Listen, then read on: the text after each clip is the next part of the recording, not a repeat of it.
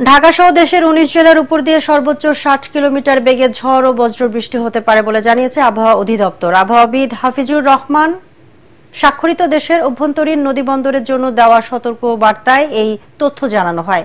এতে বলা হয়, রংপুর, দিনাজপুর, রাজশাহী, পাবনা, বগুড়া, টাঙ্গাইল, ময়মনসিংহ, ফরিদপুর, ঢাকা, যশোর, কুষ্টিয়া, খুলনা, বরিশাল, পটুয়াখালী, কুমিল্লা, নোয়াখালী, চট্টগ্রাম, কক্সবাজার এবং সিলেট অঞ্চলসমূহের উপর দিয়ে দক্ষিণ দক্ষিণ-পূর্ব দিক থেকে ঘন্টায় ৪৫ থেকে ৬০ কিলোমিটার বেগে অস্থায়ীভাবে ঝোড়ো হাওয়া সহ বজ্রবৃষ্টি হতে পারে।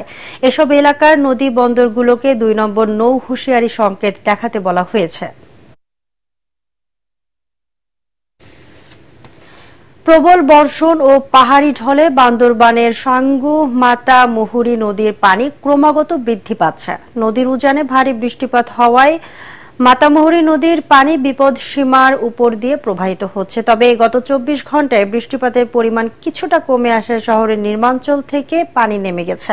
সড়কের উপর পাহাড় ধসে পড়ায় বান্দরবানের সাথে রুমা ও আলীকদম উপজেলার সড়ক যোগাযোগ বন্ধ রয়েছে। যান চলাচল স্বাভাবিক করতে সেনাবাহিনী, প্রকৌশল বিভাগ ও সড়ক জনপথ বিভাগ বিভিন্ন সড়কে কাজ করে যাচ্ছে।